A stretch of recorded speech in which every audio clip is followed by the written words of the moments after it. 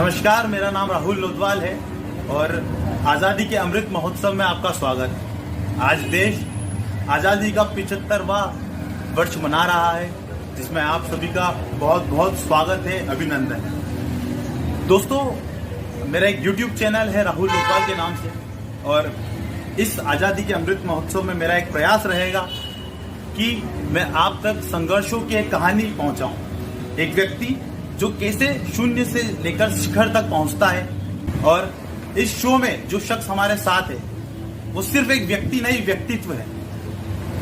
अपनी छोटी सी उम्र में हजारों व्यक्तियों का और हजारों विद्यार्थियों का जीवन संवार कर उन्हें मार्गदर्शन प्रदान करने वाले ऐसे शख्स जिन्हें मैं पर्सनली आइडियलाइज करता हूं, और मुझे लगता है कि जब आप इनसे मिलेंगे तो आप भी कुछ ऐसा ही महसूस करेंगे। तो स्वागत है डॉक्टर कुणाल मिश्रा सर। स्वागत है। सबसे पहले तो मैं बोलना चाहूँगा भाई, मेरी तारीफ में कुछ शायद आप ज़्यादा बोल गए, पर राहुल मेरे से 3 साल से जुड़े हैं। और सबसे पहले तो राहुल, आपको मैं बधाई देना चाहूँगा कि आपने 15 अगस्त का हमारा 75वां जो स्वतंत्रता दिवस का दिन है, ये आपने चुना आपके YouTube चैनल की शुरुआत के लिए। और आपके YouTube चैनल के लिए मैं बहुत बहुत आपको बधाई देना चाहूँगा। बहुत अच्छी सोच के साथ आपने इस प्रोग्राम की शुरुआत करी है, और मुझे लगता है कि काफ़ी सारे लोगों के माध्यम से आपकी जो ऑडियंस है उनको काफ़ी सारी संघर्षों की कहानियाँ यहाँ पर सुनने मिलेंगी। धन्यवाद सर। तो जैसा कि आप सभी को पता होगा, और सर से जब आप बात करेंगे तो आप ऐसा कुछ महसूस करेंगे और ऐसा कुछ इस वीडियो के अंत में पाएंगे जो एक सामान्य व्यक्ति अपने जीवन में चाहता है। तो एक शिक्षक के तौर पे पहला प्रश्न सर से यही रहेगा कि सर, एक शिक्षक के तौर पे आप कैसे समाज का निर्माण चाहते हैं? एक शिक्षक के तौर पे मुझे सबसे पहली चीज़ जो लगती है, मैंने कॉलेज में पढ़ाना शुरू किया था जब मैं शायद 21 या 22 वर्ष का था। साथ ही साथ मेरी कॉर्पोरेट ट्रेनिंग भी चलती थी। मुझे लगता है कि उस उम्र में सबसे बड़ी कठिनाई या परेशानी जो एक यंग ट्रेनर या एक यंग टीचर आज के समय में फेस करता है, वो ये है कि बच्चों की एक्सेप्टेंस। जब तक बच्चा, चाहे वो किसी भी वर्ग का हो, किसी भी संस्था का हो, बड़े संस्था में पढ़ रहा हो, सामान्य संस्था में पढ़ रहा हो, वो जब तक एक गुरु के सामने ये सोच के नहीं आएगा कि मुझे कुछ नहीं आता और मुझे जो कुछ यहाँ पर एक व्यक्ति से सीखने को मिले, मुझे वो प्राप्त करना है, जब तक वो सोच हमारे समाज के अंदर पैदा नहीं होगी, तब तक हमारा समाज आगे नहीं बढ़ सकता। मैं 2 चीज़ों के अंदर मूलतः एक बहुत बड़ा जो डिफरेंस है वो मानता हूँ। एक होती है लिटरेसी और एक होती है एजुकेशन। हम लोग यहाँ पर लिटरेसी पे फोकस कर रहे हैं। लिटरेसी का मतलब होता है कितनी डिग्रियां एक व्यक्ति ने अपने जीवन काल के अंदर प्राप्त करी। वो BBA कर गया, वो MBA कर गया, फिर उसने PhD कर लिया, कुछ उसने आगे और कोर्सेज कर ली, ये सब आप लिटरेट हो रहे हैं। मगर हमारे समाज में आज जो असल चीज़ की आवश्यकता है वो एजुकेशन की, क्योंकि एजुकेशन से सीधे हमारे यहाँ पे एक व्यक्ति की मानसिकता, उसका चरित्र हम बदल सकते हैं। बिल्कुल। आज हमारे यहाँ पे अच्छे खासे शिक्षित व्यक्ति भी होने के बाद हमारे यहाँ पे आरुषि जैसे हत्याकांड हो रहे हैं। एक डॉक्टर या एक इंजीनियर से हम ये उम्मीद नहीं कर सकते। तो आज हमारे यहाँ पे लिटरेसी की आवश्यकता नहीं है, समाज को एजुकेशन की आवश्यकता है। बिल्कुल सही है। और जब एक व्यक्ति स्वयं को शिक्षित कर लेता है तो उसकी जो सोच का आयाम है वो 2 गुना हो जाता है। सर, इसी सोच पे और इसी विचार को ध्यान में रखते हुए मेरा जो दूसरा प्रश्न है वो है महिला सशक्तिकरण। आज जो पूरा देश है, हमारा देश आज 75वां वर्ष मना रहा है आज़ादी का, बावजूद इसके आज भी हमारी महिलाएं, हमारी बहनें, हमारी बेटियां सुरक्षित नहीं है। आज भी हमारा देश महिला सशक्तिकरण की बात कर रहा है, जबकि हम देख सकते हैं कि हमारे देश की जो प्रथम नागरिक है वो एक महिला है। तो इस पर आप क्या कहना चाहेंगे? मैं इस पर कहना चाहूँगा कि हमारी सरकार ने काफ़ी इसके ऊपर प्रयास किया। आज 15 अगस्त का हमारे जो माननीय प्रधानमंत्री हैं, अगर उनका भी भाषण आप सुने तो उनमें 5 बिंदुओं के ऊपर बात करी गई है, जिसमें प्रमुख बिंदु महिला शक्तिकरण का ही रखा गया है। आज इस सरकार ने बदलाव लाया और पहली डिफेंस मिनिस्टर निर्मला सीतारमण के माध्यम से हमने एक महिला डिफेंस मिनिस्टर हमारे देश में कर दी। महिला फाइनेंस मिनिस्टर हमारे यहाँ पे इतने वर्षों बाद पहली हमें देखने को मिली। राष्ट्रपति भी जो हैं वो एक ऐसे वर्ग से आती हैं जो हमारा पिछला वर्ग है, उसको भी उतनी इम्पोर्टेंस हमारे प्रधानमंत्री ने दी। मुझे लगता है सरकार की तरफ से तो कोई कमी नहीं है, मगर हमारे जो एजुकेशनल इंस्टीट्यूट हैं जब तक वो इस चीज़ को समझना चालू नहीं करेंगे, मुझे लगता है कि तेज गति में, तीव्र गति में जो हमारे देश के अंदर ग्रोथ है वो कहीं ना कहीं रुकेगी। आज हम 5 राज्यों की बात कर सकते हैं, महिला शक्तिकरण पूरा आपको वहाँ देखने को मिलेगा। ये 5 राज्य वही हैं जो हमारे यहाँ के सबसे ज़्यादा डेवलप्ड राज्य हैं, जो 75% हमारी देश की इकोनॉमी के अंदर भागीदारी देते हैं। गुजरात हो गया, महाराष्ट्र हो गया, दिल्ली हो गया, ये सब जगह आपको महिला शक्तिकरण देखने को मिलेगा। मगर आज भी हमारे यहाँ पे राजस्थान की हम बात करें, बिहार की हम बात करें, झारखंड की हम बात करें, मुझे लगता है कि सरकार को भी प्रमुख, जब तक हम इन राज्यों के ऊपर फोकस नहीं करेंगे, जब तक मुझे लगता है कि एक ओवरऑल डेवलपमेंट की जो हम बात कर रहे हैं उस लक्ष्य को हम प्राप्त नहीं कर सकते। बिल्कुल सही बात है। आज देश की प्रथम नागरिक महिला है और महिला और पुरुष के बीच में जो दायरा है वो मुझे लगता है कि अब कम होगा। इसी कड़ी में मेरा अगला प्रश्न सर से है कि सर, कैसे एक सामान्य व्यक्ति, एक सामान्य विद्यार्थी एक बड़ा लक्ष्य देख सकता है? मैं इसके अंदर एक मेरा लेक्चर भी है जो मैं अपने अलग अलग संस्थानों में जब मैं जाता हूँ तो इसके ऊपर मैं बात करता हूँ। कई युवा ऐसे हैं जो आज के समय में ये सोचते हैं कि बाहर की जो चीज़ें हैं उससे हमारी सफलता डिपेंडेंट है। हमारे परिवार, हम किस परिवार से हैं, हमारे पास कितना पैसा है। कई बार उनकी विफलताओं को छुपाने के लिए इन सारी चीज़ों का सहारा लिया जाता है। कई आपको युवा ऐसे मिलेंगे जो बोलेंगे बस मैं तो पैसों से थोड़ा सा मात खा गया, नहीं तो आज मेरे पेरेंट्स ने सपोर्ट नहीं किया, नहीं तो मैं कहाँ से कहाँ होता। कौन बनेगा करोड़पति एक खेल आया था, इसके अंदर करीब 100 से ऊपर जो है करोड़पति लोग हमारे यहाँ पे बने और इस खेल को जीतने के मात्र 3 वर्ष बाद वो ठीक वही जिंदगी आज के समय में जी रहे हैं जो इस खेल को जीतने के पहले जिया करते थे। अगर पैसा इनके जीवन के अंदर बदलाव लेकर आता तो ये भी आज मुकेश अंबानी या कोई बहुत बड़े व्यक्तियों की सूची में इनमें से कोई एक नागरिक तो आता। ऐसे भी लोग रहे जो टेलर का काम करते थे और 15 करोड़ कमा लिया। उसकी भी ख्वाब होंगे, उसने भी सोचा होगा कि आज पैसों से मात खा रहा हूँ, पैसा आ जाए तो एक स्मॉल स्केल इंडस्ट्री डाल लूँ। मगर उस 15 करोड़ रुपए को भी, 5 करोड़ रुपए को भी, 1 करोड़ रुपए को भी इन लोगों ने समाप्त किया। क्यों?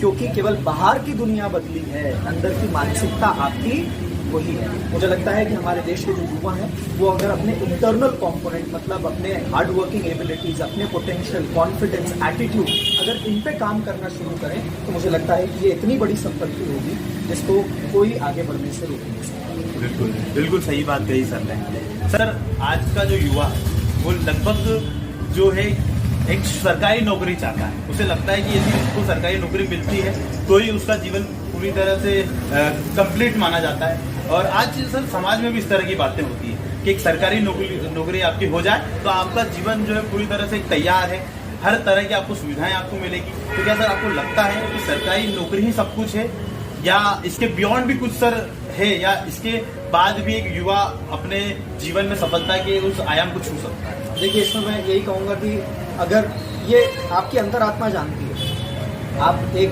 जो भी आपके व्यूअर्स हैं ये इस चीज़ से स्वीकारेंगे कि जब आप कांच के सामने खड़े होते हो और जब आप अपने आप से ये प्रश्न पूछते हो कि क्या आप कलेक्टर बनने के योग्य हो, एक आप एडिशनल एसपी की पोजीशन, क्या एक आईएएस एग्जामिनेशन निकालने के, एक आईआईटी की परीक्षा निकालने योग्य हो, अंदर से आवाज़ हाँ या ना आ जाती है। मुझे लगता है कि समाज की ना सुनते हुए अगर ये जो युवा है ये अपने दिल की सुने, अपने पोटेंशियल को समझें तो वो सबसे बेहतर होगा। क्योंकि राहुल जी, हम और आप, मुझे लगता है कि कोई नहीं होते बच्चे को उसके पोटेंशियल को बताने वाले कि तुम सरकारी परीक्षा निकाल सकते हो या नहीं निकाल सकते। जी बिल्कुल। फैक्ट तो ये है कि 12 लाख एप्लीकेशन आती हैं और मात्र 10,000 वैकेंसी होती है, जिसमें पिछले कोविड के दौरान में हम देख सकते हैं कि करीब 17 लाख और 20 लाख तक एप्लीकेशन आई मात्र 10,000 पोजीशन के लिए। तो वो 10,000 पोजीशन को भी प्राप्त करने के लिए उसके अंदर कई रिजर्वेशन और बहुत सारी चीज़ें ऐसी होती हैं कि बच्चे को कई संघर्ष इसमें करना होता है। प्रयास करना, उसमें कोई दिक्कत नहीं है। मगर कितने बच्चे मैं देख रहा हूँ 3-3, 4-4 साल, 5-5 साल अपनी लाइफ के जो कोर आपके अर्ली 20s के टाइम होते हैं, जब वो पूरी ऊर्जा से भरा हुआ होता है, उसके पास बहुत कुछ है करने को, वो उस पूरे समय को इस पूरे कार्यकाल के अंदर खराब करता है। तो मैं यही बोलूँगा, कई प्राइवेट जो गवर्नमेंट कंपनी जो है वो प्राइवेटाइज होते जा रही हैं। रेलवे प्राइवेटाइज हो रहा है, 21 एयरपोर्ट हमारे यहाँ पे प्राइवेटाइज हो चुके, BSNL प्राइवेटाइज हमारे यहाँ पे हो चुका, ONGC प्राइवेटाइज हो चुका, कई बैंक हमारे यहाँ पे प्राइवेटाइज हो चुके हैं और 2030 तक का लक्ष्य सरकार का 3 या 4 बैंक हमारे यहाँ पे रहेंगे। जी जी। तो हम सरकारी नौकरी की तरफ अगर जाएं और कल को वो प्राइवेटाइज हो गई तो वो मेहनत भी खराब होगी। आप अपने पोटेंशियल पे फोकस करें और मुझे लगता है कि जो भी रास्ता अपने आपकी मेहनत से बनना होगा वो ऊपर वाला और आपके मेहनत के दम पे अपने आप। एक प्रश्न मेरा और रहा है कि सब ऐसा कहते हैं और अभी तक जो मुझे सुनने में आया है कि कोरोना के बाद एक जीवन बदल सा गया है। कोरोना में जैसे हम सरकारी नौकरी की ही बात करें कि वैकेंसी आ नहीं रही है, आज के समय में विद्यार्थी मानसिक रूप से सर प्रताड़ित हो रहा है, हर व्यक्ति की जीवन में एक इम्पैक्ट पड़ा है। तो आपको क्या लगता है कि अब वो बदलाव होगा या कोरोना के बाद जैसा चलता हुआ आ रहा है कि आज भी कहीं ना कहीं हमारे जो लोग हैं उनको एक आमदनी जो कमाने में समस्या आती थी अब भी वो रहेगी या इसके अलावा भी कुछ भविष्य में रास्ते खुलेंगे? राहुल जी, मुझे लगता है इसके अंदर हमारा पूरा देश, हर वर्ग, हर क्षेत्र, हर नागरिक इसके अंदर और सशक्त हो। कोरोना जैसी 2 साल की मार खाने के बाद हम लोग ये चीज़ समझ गए हैं कि अब बड़ी से बड़ी कुछ भी विपदा आ जाए, जिंदगी चलती रहती है। आज आप देखें करीब 8 महीने होने आ गए हैं, दूसरी जो लहर थी उसको भारत के अंदर गए और उसके बाद सभी जो हमारे यहाँ पे बिजनेस है वो सुचारू रूप से चल रहे हैं, लोगों की जिंदगियाँ वापस अपने नॉर्मल उस पर आ रही हैं। और कई हमारे यहाँ पे बिजनेसेस ऐसे हैं, जैसे उस समय शादियों के ऊपर एक रोक लगी, शादियों पर रोक लगी तो उस समय आप देख सकते हैं कि जो केटरिंग वाले हैं, जो फोटोग्राफर्स हैं, जो और इसके अंदर संबंधित मेकअप आर्टिस्ट हैं, यंगस्टर्स आजकल ये मेकअप आर्टिस्ट और ये सारी चीज़ों को भी बहुत ज़्यादा पसंद कर रहे हैं और ये लोकप्रिय होती जा रही है क्षेत्र हमारे यहाँ पे। आज उसके बाद उनको इतना काम मिला कि आज के समय में उनके पास सांस लेने की फुर्सत नहीं है, इतने काम उनके पास हैं। तो आज कई क्षेत्र, कई विभाग हमारे यहाँ पे ऐसे हैं जिन्होंने वापस को कोविड के समय को कोप अप किया और हम नहीं बोल सकते आगे हो सकता है इससे कोई और बड़ी लहर इस भारत को देखने को मिलेगी। तो हमारा युवा इसके लिए बिल्कुल तैयार रहे। मानसिक रूप से मैं जरूर मान सकता हूँ कि घर के अंदर जो 2 साल रहना पड़ा उसके अंदर एजुकेशन के सेक्टर में सबसे ज़्यादा मार पड़ी, क्योंकि करीब 2.5 साल पूरा मैं ये बोल सकता हूँ कि स्कूल कॉलेजेस को पूरा खुलने में 2.5 साल का समय लगा और 100% हम एजुकेशन में ऑनलाइन नहीं जा सकते। मैं हर बार यही बोलता हूँ, क्योंकि एक बच्चा अगर आज मेरे को रात 12 या 1 बजे भी बिल्कुल हक से कॉल करके बोलता है कि सर कल मेरा इंटरव्यू है, आप प्लीज़ मेरे को थोड़ा सा गाइड कर सकते हैं, वो बॉन्ड, वो रिलेशन तभी बना है जब 6 महीने उसके साथ मैंने एक क्लासरूम के अंदर बिताए, तो वो बॉन्ड बन पाया। वो कभी भी ऑनलाइन के अंदर नहीं बन सकता। तो मुझे लगता है शिक्षा का क्षेत्र 100% कभी भी ऑनलाइन नहीं आ सकता। इसमें मार जरूर पड़ी, मगर आने वाले समय में मैं समझता हूँ कि कोविड की लहर या इससे बड़ी भी कोई लहर होगी तो पूरा भारत उसके लिए तैयार है। और सही सर, आपने बिल्कुल सही कहा। और एक चीज़ मैं इसमें एड ऑन करना चाहूँगा कि कोरोना के बाद हमने चाहे कुछ सीखा ना हो, पर हमने रिश्तों की अहमियत करना सीखी है। और सर अंत में सिर्फ इतना एक लास्ट प्रश्न आपसे रहेगा कि आप युवाओं को क्या संदेश देना चाहेंगे सर लास्ट में? युवाओं को जो मैं संदेश देना चाहूँगा, एक बहुत अच्छी बिल गेट्स की किताब है, उसके अंदर की 3 बातें हैं, अगर वो उसको अपनाएं तो मुझे लगता है कि वो अपने जीवन में बहुत कुछ अच्छा कर सकते हैं। बिल गेट्स कहते हैं, और बिल गेट्स से किसी ने पूछा कि आपकी सफलता के पीछे राज क्या है, बिल गेट्स ने उस मीडिया में जवाब ना देते हुए पूरी किताब लिखी। उस किताब में 3 मुख्य बिंदुओं पे बिल गेट्स ने बात करी, मेरी सफलता मुझे कैसे मिली। बिल गेट्स ने बोला, पहले मैं समझता था कि मैं बहुत मेहनत करूं जिससे मैं सफल बन सकता हूं। जब आप केवल मेहनत करते हैं तो आप इसमें 3 H की बात करिए बिल गेट्स ने। तो पहला H है हैंड। जब आप केवल परिश्रम करोगे तो आप केवल अपने हैंड का यूज करोगे।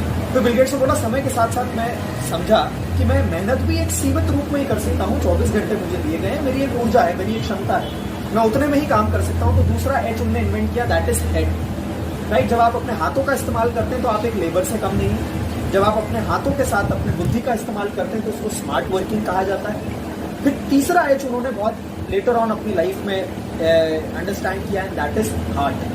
उन्होंने बोला, कोई भी कार्य करो उसमें हैंड यानी मेहनत, हेड यानी बुद्धि, हार्ट यानी आपका संपूर्ण देह। जब आप इन तीनों चीजों को लगा के कोई भी कार्य करेंगे, जिसको कन्वर्ट इनटू आर्ट, जो काम करेंगे वो एक कला में बदल जाएगा। मुझे लगता है हमारे युवा बिल गेट्स की इस business at the speed of light, इस किताब की ये 3 बिंदु हैं, वो अगर चाहें तो इसे पढ़ें भी, और इन 3 बिंदुओं के ऊपर अगर हमारा युवा काम करेगा तो वो किसी भी क्षेत्र के अंदर हो, मुझे लगता है सफलता होगा। तो जैसा कि मैंने आपको वीडियो की शुरुआत में कहा था कि जब आप सर से मिलेंगे तो आप भी कुछ ऐसा ही महसूस करेंगे, और मुझे लगता है कि इस वीडियो को देखने के बाद, सर की बातें सुनने के बाद आपको भी कुछ फ्रूटफुल मैसेज इससे मिलेगा। और मैं सिर्फ इतना ही कहूँगा कि संघर्षों की कहानी में किस तरह से एक व्यक्ति शून्य से शिखर तक पहुँचता है, सर की बातों से आप प्रेरित हो सकते हैं, सर से सीख बहुत सारी चीज़ें आप सकते हैं। और मैं सिर्फ इतना ही कहूँगा कि सर आपका मार्गदर्शन इस तरह से हमें मिलता रहे। और कोरोना के बाद जिस तरह से सर सभी को पता है कि सभी के जीवन पे प्रभाव पड़ा है, तो उससे निकलकर अब जब सब कुछ ठीक होते जा रहा है तो हम भी आपके मार्गदर्शन में आगे बढ़े। बस सर इतना ही कहना। मैं भी राहुल आपको ये कहना चाहूँगा कि मैं all the good wishes are with you. और व्यक्तिगत रूप से राहुल आपको मैं पिछले करीब 4 वर्षों से जानता हूँ, और ये केवल बोलने के लिए नहीं है, मेरे दिल से आपको कहना चाहता हूँ, मैंने जहाँ जहाँ पे भी आपको काम करते देखा, मैंने सबसे ज़्यादा अप्रिशिएट जो आपकी चीज़ करी कि पैसा कभी भी आपके लिए प्रथम नहीं रहा। समाज के अंदर सही में कुछ बदलाव आ सके, कुछ समाज को हम अच्छा दे सकें, इस सोच के साथ आप पिछले कई वर्षों से काम कर रहे हो, जिसमें पिछले केवल मात्र 4 वर्षों से मैं आपके इस कार्य को देख रहा हूँ और सराह रहा हूँ। तो मेरी all the good wishes are with you, और मैं उम्मीद करूँगा कि ऐसी कई अच्छी कहानियों के साथ आप हमारे समाज को और आपके व्यूअर्स को दे। Thank you sir. Thank you so much.